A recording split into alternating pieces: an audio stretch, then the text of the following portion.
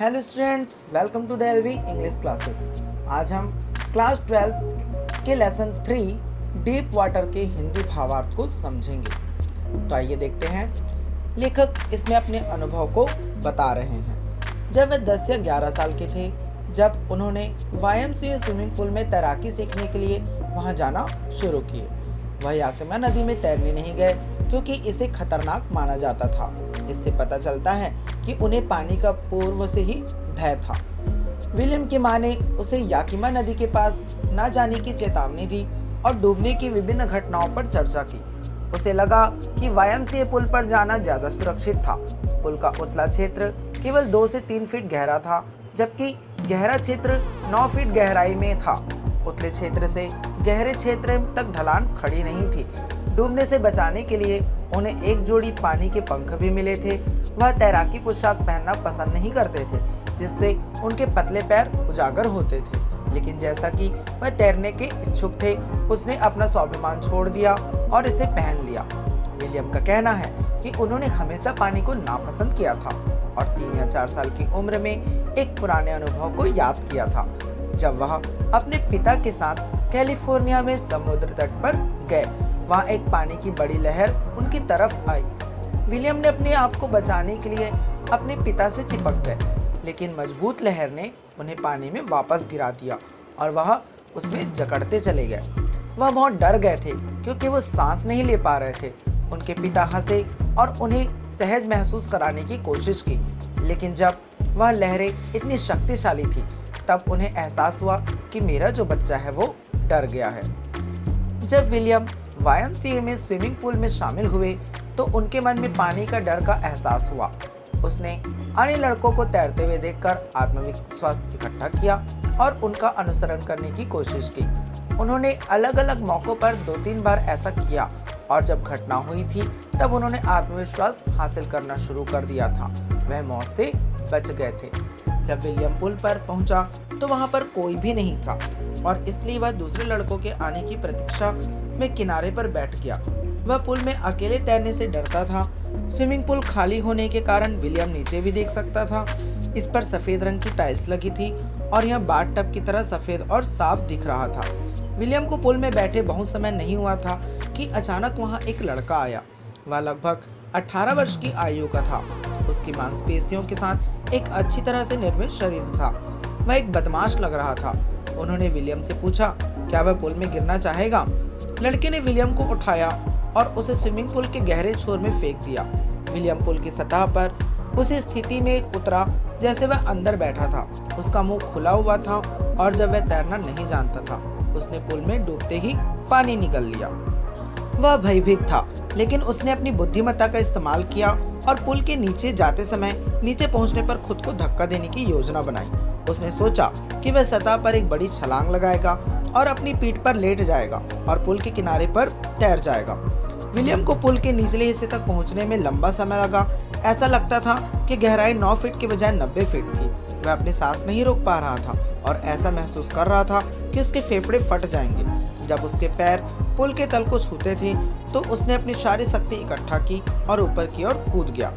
उसने सोचा था कि अगले ही पल वह पुल से बाहर आ जाएगा, लेकिन हुआ इसके विपरीत।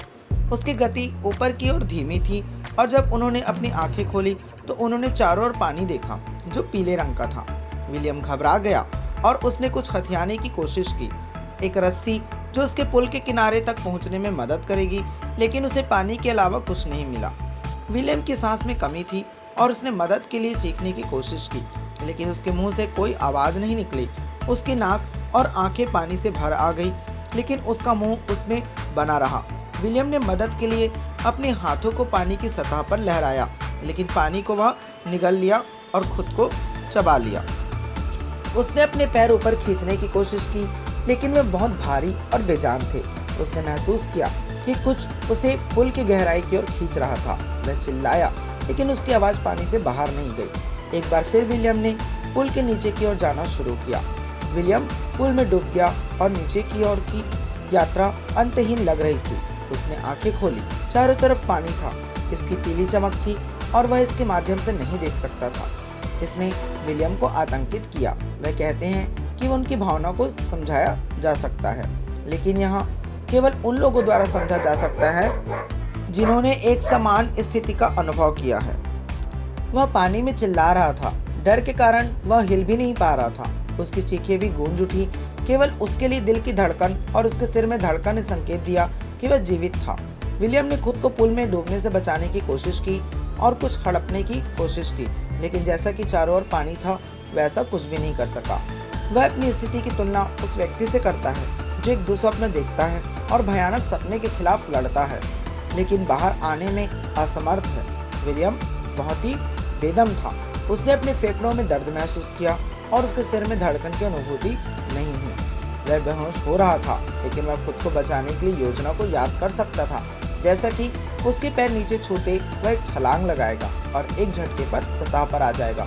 फिर वह अपनी पीठ पर लेट जाएगा, अपने अंगों के साथ स्ट्रोक मारेगा और सुरक्षा के लिए पुल के किनारे तक पहुंच जाएगा। आतंक के चरण के बीच विलियम ने इस योजना को याद किया कि उसे पुल के निचले हिस्से को छूते ही कूदना था। जैसा कि उन्होंने पुल के नीचे की टाइलों को महसूस किया, उनके पैरों ने उनके पास पूरी ताकत का इस्तेमाल किया और वे कूद गए। प्रयास व्यर्थ गया। वह अभी भी पानी में डूबे हुए थे। उन्होंने मदद के लिए चारों ओर देखा, किसी भी रस्सी, सीढ़ी या पानी के पंख के लिए जिसकी मदद से वो खुद को बचा सकते थे।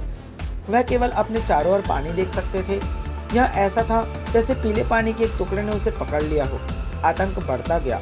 यह एक बिजली के झटके की तरह था जो पूरे शरीर में दौड़ता था। वह भय से कांप उठा। वह ना तो अपने अंगों को हिला सकता था और न ही मदद के लिए पुकार सकता था। कुछ अजीब हुआ और विलियम ने प्रकाश देखा। उसकी आंखें पानी से बाहर आ गई। उसकी नाक लगभग बाहर थी। फिर वह तीसरी बार पुल के नीचे की ओर चला गया। उसने सांस लेने की कोशिश की, लेकिन पानी की बजाय गपशप किया। फिर उसे डूबने के साथ प्रकाश गायब हो गया। उसने खुद को बचाने के लिए बहुत प्रयास किया, लेकिन वह ऐसा नहीं कर पाया। वह नींद महसूस करता था, कूदने के लिए थका हुआ था। उसे अपनी माँ की बाहों में ले जाने के लिए अच्छा लगा क्योंकि उसे नींद आ रही थी। मौत की ओर बढ़ते ही विलियम बेहोश हो गया। जब विलियम को होश आया तो वह अपने पेट के बल पुल के पास लेटा था और उल्टी कर रहा था। उसने किसी को उस लड़के को डांटते हुए सुना जिसने उसे पुल में धकेल दिया था। आवाज ने कहा कि विलियम लगभग मर गया था और लड़के ने जवाब दिया वह केवल उसके साथ मजाक कर रहा था। आवाज ने लड़के को विलियम को लॉकर रूम में ले जाने के लिए कहा गया। कई घंटों के बाद विलियम घर चला गया। वह कमजोर और कांपने लगा। बिस्तर पर लेटते ही वह रोता रहा। वह खाना भी नहीं खा पा रहा था। डर उसे कई दिनों तक सताता रहा। घटना ने उन्हें अत्यधिक परेशान कर दिया था। थोड़े से काम में उन्होंने महसूस करवाया कि उसके घुटने उसके वजन को सहन करने में असमर्थ थे। उसे उल्टी जैसा महसूस होता था। विलियम पानी के डर से स्विमिंग पूल में नहीं गया। वह पानी से दूर रहा। कुछ वर्षों के बाद विलियम को एक झरने का पता चला और वह उसमें जाना चाहता था। जब भी वह टेटन, बम्पिंग नदी, बकरी चट्टानों की गर्म झील जैसे विभिन्न नदियों में तैरने के लिए गया तो पानी का डर लौट आया। यहाँ उसे पूरी तरह से पकड़ लेता है, उसके अंगों को निष्क्रिय कर देता है और उसका दिल भी जकड़ लेता है। विलियम ने डर को दूर करने की कोशिश की, लेकिन इससे छुटकारा पाने में असमर्थ था। अंत में अक्टूबर के महीने में उन्होंने उन्हें तैराकी सिखाने के लिए एक प्रशिक्षक नियुक्त किया। वह हर दिन 1 घंटे, सप्ताह में 5 दिन अभ्यास करेंगे। विलियम सीखने की प्रक्रिया का वर्णन करता है। प्रशिक्षक ने विलियम की कमर में चारों ओर एक बेल्ट लगाई। बेल्ट एक मोटी रस्सी से जुड़ी थी। रस्सी ओवरहेड चरखी के माध्यम से जुड़ी हुई थी और प्रशिक्षक द्वारा पकड़ी हुई थी। यह सुनिश्चित किया गया कि विलियम की डूबने की स्थिति में प्रशिक्षक उसे बाहर निकाल देगा। विलियम कई हफ्तों तक पुल की लंबाई में तैरता रहा। वह भी प्रशिक्षक ने रस्सी को ढीला किया। वह पानी में चला जाता और डर वापस आ जाता। उसके पैरों को बेजान कर देता था। यह 3 महीने के अभ्यास के बाद विलियम सहज हो गया था। तब प्रशिक्षक ने उन्हें पानी में सांस लेना और सांस छोड़ना सिखाया। उन्होंने उसे अपना चेहरा पानी के नीचे रखना और अपनी सांस बाहर निकालना सिखाया। उसे पानी से बाहर निकालने और सांस लेने के लिए सिखाया गया था। विलियम ने कई बार अभ्यास किया। धीरे धीरे वह घबराहट से छुटकारा पा लिया और पानी के नीचे अपना सिर डालते ही उस समय उसे धीरे धीरे सीखना आ गया। सीखने की प्रक्रिया में तीसरे चरण में प्रशिक्षक ने विलियम को अपने पैरों से पानी की सतह को किक करना सिखाया। उन्होंने कई हफ्तों तक ऐसा किया। शुरू में उनके पैर नहीं चले, लेकिन धीरे धीरे उन्होंने आराम से आखिरकार इस काम को सीख लिया। इसी तरह विलियम की कक्षाएं समाप्त हो गई। विलियम ने अभी तक डर को दूर नहीं किया था और सोच रहा था कि अगर वह पानी में अकेला होगा तो उसे आतंक फिर से पकड़ लेगा। उसने पुल में अकेले तैरने की कोशिश की। आतंक छोटे चरणों में लौट आया, लेकिन अब जैसे कि वह तैरना जानता था, उसने आत्मविश्वास के साथ आतंक का सामना किया। उसने पुल की एक और बात पर तैरकर पार किया। विलियम इस तरह जुलाई के महीने तक तैरता रहा, लेकिन संतुष्ट नहीं था। वह सुनिश्चित होना चाहता था कि सभी डर उसे छोड़ गए थे, लेकिन उसने प्रयास करना नहीं छोड़ा। विलियम के जीवन में अनुभव का बहुत महत्व था।